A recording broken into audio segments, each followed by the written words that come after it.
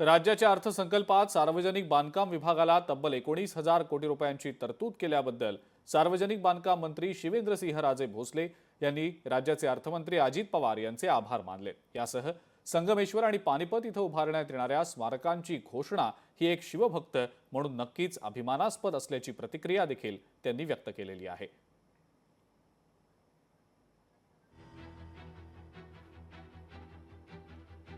अर्थसंकल्प आज सादर करण्यात आलेला आहे। अजित पवारांनी हा अर्थसंकल्प सादर केलेला आहे आणि याच अर्थसंकल्पाबद्दल बोलण्यासाठी आपल्या सोबत सध्या जोडले गेलेले आहेत काँग्रेसचे ज्येष्ठ नेते माजी मुख्यमंत्री पृथ्वीराज चव्हाण साहेब। चव्हाण साहेब, आपलं खूप खूप स्वागत लोकशाही मराठीमध्ये। अर्थसंकल्प आज अजित पवारांनी सादर केला। या अर्थसंकल्पाबद्दल अनेक मतांतर व्यक्त होत आहेत, मात्र आपलं नेमकं काय मत आहे आजच्या मांडल्या गेलेल्या अर्थसंकल्पाबद्दल? कारण अनेक महत्त्वाचे मुद्दे होते, महसुली उत्पन्न वाढवण्याच्या अनुषंगाने, वित्तीय शिस्त लागण्याच्या अनुषंगाने किंवा भांडवली खर्च कमी करण्याच्या अनुषंगाने नेमक्या काय काय उपाययोजना केल्या जातात याकडे खरं तर सगळ्यांचंच लक्ष लागलेलं होतं। कसं हे बजेट आहे, काय वाटतं आपल्याला याबद्दल? इथे मलमपट्टी करायचा प्रयत्न केलेला आहे, परंतु सर्वसाधारणपणे आपण पाहिलं तर या अर्थसंकल्पाचे जे टायटल आहे त्यामध्ये विकसित भारत, विकसित महाराष्ट्र असं म्हटलेलं आहे। प्रधानमंत्री मोदींनी 2047 पर्यंत भारत एक विकसित राष्ट्रवादीची संकल्पना मांडलेली आहे। अर्थात आपल्या सर्वांना आपला देश विकसित झालेला पाहायला आवडेल, त्यामध्ये कोणाचंही दुमत असायचं कारण नाही, पण ही मोदींची किती पोकळ घोषणा आहे याबद्दल कुठेच काही विश्लेषण होताना दिसत नाही। आणि महाराष्ट्राने त्यांची रिओढ केली आहे, तथाता अभ्यास काही केलेला नाही।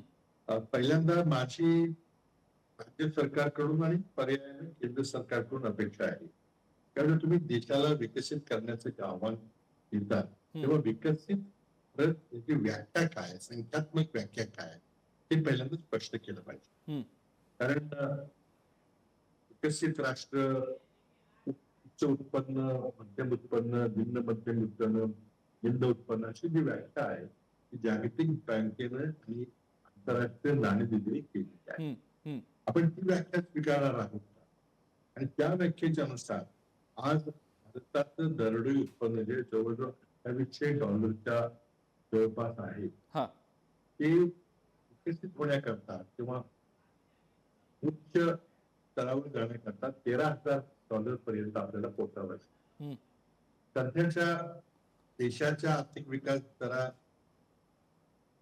6.3 जो आर्थिक विकास दर आहे, महाराष्ट्राचा आता 7.3 असं म्हटलं गेलेलं आहे।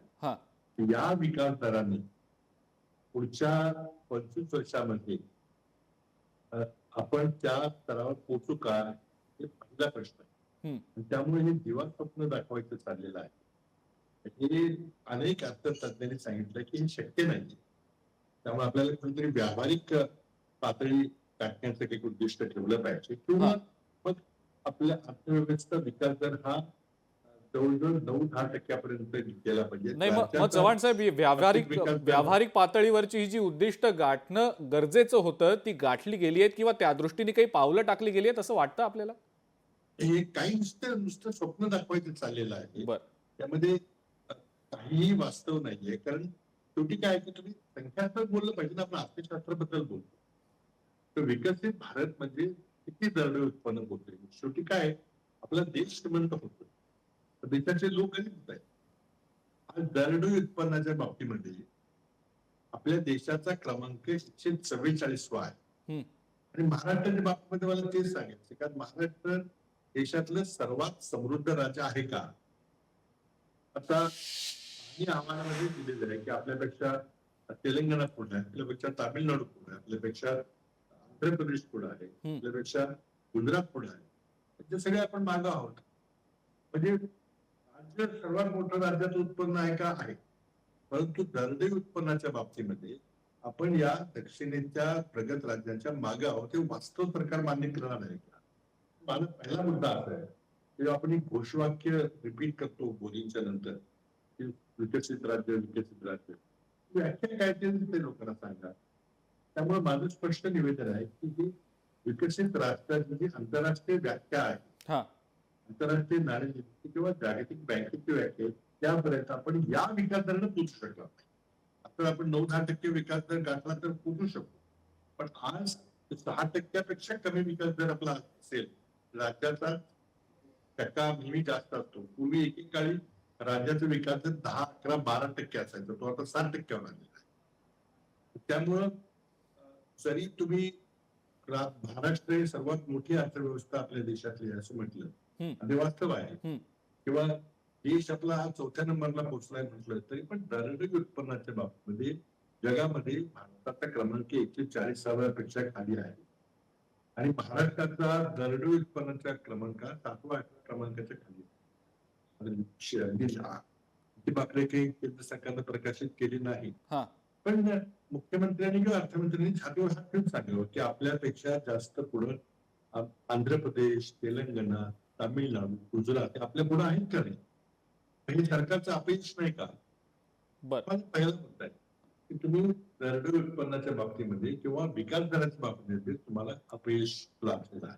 त्याचे अनेक कारण आहेत की झडपट्टी चाललेली आहे, त्यामुळं कुठेच काही शिस्तबद्ध नियोजन नाही.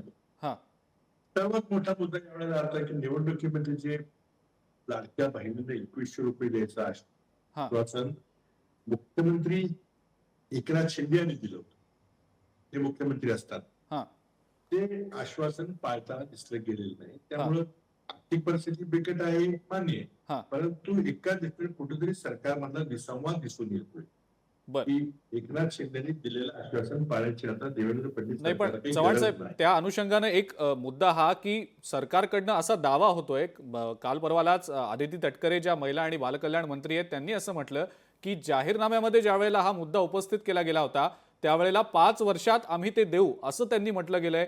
त्यांच्याकडनं हा दावा होतोय. मग याच अर्थसंकल्पात ते 2100 रुपये दिले जातील असं कुठेही म्हटलं गेलं नव्हतं, असं देखील एक दावा केला जातोय. तर मग युक्ती जबरदस्ती करू शकतो, पण जेव्हा मत घ्यायला लोक जेव्हा प्रचार चालला होता तेव्हा काय सांगितलं जातं, हे कोणाला विश्वास बसण्यासारखं आहे का. आणि ते का केलं तर आमच्या जाहिरातीमध्ये आम्ही 2000 रुपये करणार होतो, पण त्याला 2000च्या पुढे गेलं पाहिजे म्हणून कॉम्पिटिटिव्ह पॉप्युलिझमच्या मुळे 2100 केलं. 2100 लॉजिक काय होतं, पण तर काँग्रेस काहीतरी महाविकास आघाडी काहीतरी 2,000 करेल, आपण थोडं त्या काकांवर पुढे राहिले पाहिजे म्हणून 2100 केलं. त्याला काही लॉजिक नव्हतं, आर्थिक त्याचा काही हे नव्हता, त्यामुळे लोकांची अपेक्षा होती कुठल्या जाहीरनाम्यात काय दिलेलं टाकलं होतं ते आपण पाहिलं पाहिजे. 5 वर्षात असं कधी नसतं, कारण असं केलं तर मग पुढच्या निवडणुकीच्या आधीच केलं तरी चालते. चव्हाण साहेब, आणखीन एक मुद्दा तो म्हणजे पायाभूत विकास प्रकल्पांच्या अनुषंगानं कुठेतरी सरकारचा फोकस जास्त दिसतोय, कारण त्या अनुषंगानं खूप साऱ्या तरतुदी केल्या गेल्या की काय असं एकंदरीत दिसतंय. रोजगार वाढीच्या दृष्टीनं देखील पावलं टाकली जात आहेत असं सुद्धा एकंदरीत दिसतंय, ज्या पद्धतीचा अर्थसंकल्प अजित पवारांनी मांडलाय त्या दृष्टीनं. पण MMR रिजन वरचा फोकस आणि जी महत्वाची शहरं आहेत त्या शहरांची कनेक्टिव्हिटी वाढणं, त्या शहरांमधल्या पायाभूत विकास प्रकल्पांना जास्तीत जास्त वाढवणं, या व्यतिरिक्त तुम्हाला असं काही वाटतंय का की ज्या गोष्टी करणं खरंच गरजेचं होतं. कारण अनेकांनी अशी मतं व्यक्त केली की शेतकरी कर्जमाफीचा मुद्दा, सोयाबीन कापूस ऊसाचा मुद्दा, सोयाबीन खरेदीचा मुद्दा खास करून, या मुद्द्यांवर काहीच ठोस सांगितलं गेलं नाही किंवा त्या दृष्टीनं काही तरतूद केली गेली नाही. आपल्याला सुद्धा असंच वाटतं की काही ठराविकच गोष्टींवर फोकस केला गेलाय. 100% खरं आहे. ते महाराष्ट्रात आहे असं नाही किंवा अजित पवारांचा विषय आणि देवेंद्र फडणवीसचा विषय असं नाही. हा केंद्र सरकारचा मोदींचा विषय आहे की फिजिकल इन्फ्रास्ट्रक्चरवर, भौतिक पायाभूत सुविधा त्यांच्यावर जास्त फोकस देण्याचा त्यांचा विषय आहे. तर त्याची गरज, त्याला जर आपल्याला वेगाने विकास करायचा असेल तर ह्या पायाभूत सुविधा ज्यामुळे अडथळे निर्माण होतात उद्योगामध्ये, व्यापारामध्ये, त्या दूर केल्या पाहिजे, त्यात शंका नाही. पण कुठेतरी बॅलन्स साधला गेला पाहिजे. त्यानंतर शिक्षण आणि आरोग्याचं कुठंच नाव मला घेतलेलं दिसत.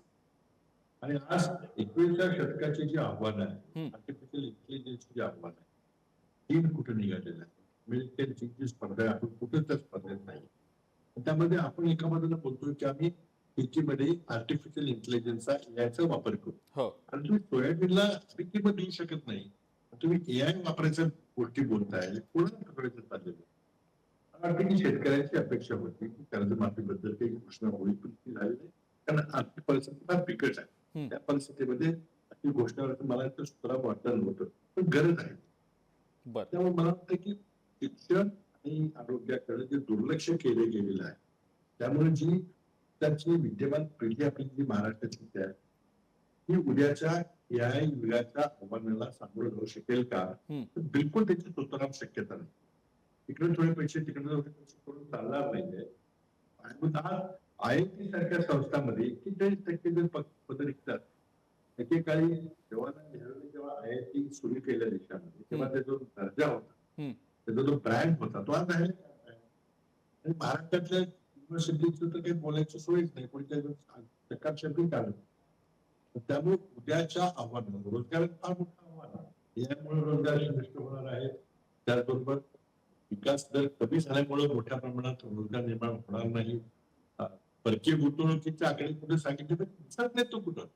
परकीय गुंतवणूक इतकी आली येणार असं म्हणता आम्हाला, पण एखादा कारखाना सुरू झालाय का?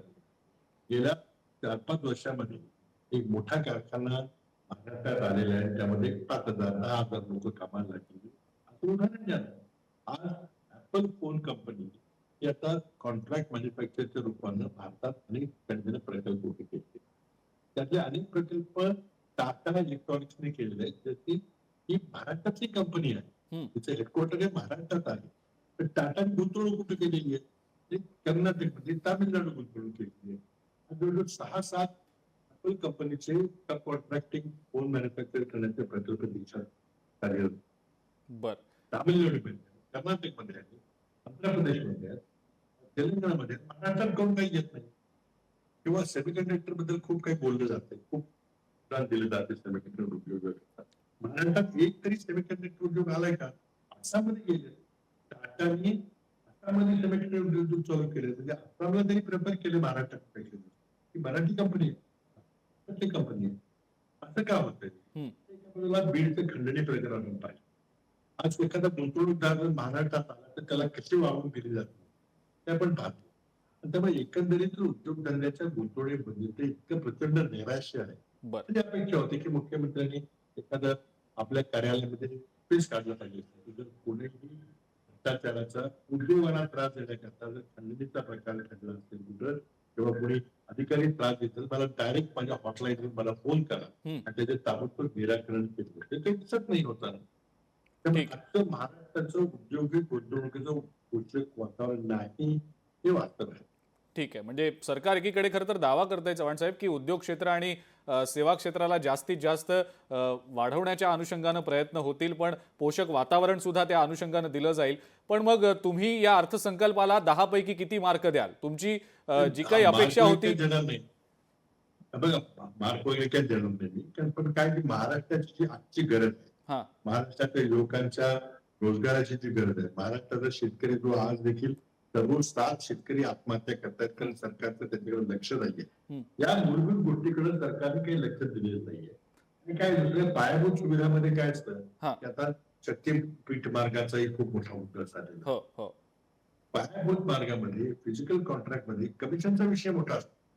त्या प्रत्येकाला मोठे कॉन्ट्रॅक्ट देण्यामध्ये इंटरेस्ट असतो. शिक्षणासारख्या गोष्टीमध्ये किंवा संशोधनासारख्या विषयावर किंवा आरोग्यासारख्या विषयावर एखादे डॉक्टर नेमणं किंवा नर्सेस नेमणं यामध्ये कोणाला इंटरेस्ट नसतो. मोठे मोठे 10,000 कोटीचे 20,000 कोटीचे कॉन्ट्रॅक्ट पाहिजे, जमिनी खरेदीचे व्यवहार करतात. समृद्धी महामार्गाचं उद्या जर एखादं सरकार बदललं तर केस स्टडी होईल. आणि समृद्धी महामार्गात देशातला सर्वात मोठा महामार्ग का झालेला आहे? कारण काय? त्याचं संशोधन करावं लागेल. हे सरकार असताना होणार नाही, नंतर कधी ना कधी होईल. त्यामुळे मोठे मोठे महामार्ग गरज नसताना करायचे. उदाहरणार्थ शक्तीपीठ महामार्ग, याची गरज आहे का? आपल्याला चांगली युनिव्हर्सिटी चांगल्या पाहिजे, विश्वविद्यालय चांगली झाली, आपली पुढची पिढी तयार झाली. बरोबर. 21व्या शतकाची जी स्पर्धा निर्माण झालेली आहे रोजगाराच्या बाबतीमध्ये, त्याला तुम्ही काय करता? त्यामध्ये सरकार संपूर्णपणे अपयशी ठरलेलं आहे. त्यामुळे माझ्या दृष्टीनं हा अर्थसंकल्प एक विजनलेस दृष्टी दसताना सरकार फक्त कॉन्ट्रॅक्ट देऊन कार्यकर्ते जपण्याचा हा त्यातला मार्ग आहे. त्यापेक्षा दुसरं काही मला नाही. पायाभूत सुविधा तर नक्की पाहिजे, पण बॅलन्स साधला गेला पाहिजे. चांगला ठीक आहे, म्हणजे बॅलन्स नव्हता या पूर्ण अर्थसंकल्पामध्ये असं तुम्ही चव्हाण साहेब म्हणताय. खूप खूप धन्यवाद. लोकशाही मराठीशी तुम्ही बोललात त्याबद्दल आणि विश्लेषण केलं तुम्ही तुमच्या दृष्टीनं या अर्थसंकल्पाचं त्याबद्दल. पृथ्वीराज चव्हाण होते आपल्यासोबत आणि त्यांनी या अर्थसंकल्पाला निराशाजनक म्हटलेलं आहे, विजनलेस असं त्यांनी त्याला म्हटलेलं आहे, संबोधलेलं आहे. टीका होतीये विरोधकांकडनं, पण सत्ताधारी हा अर्थसंकल्प सर्वसमावेशक असल्याचं सुद्धा म्हणतायत. लोकशाही मराठी ऐका, पहा, जागरूक रहा.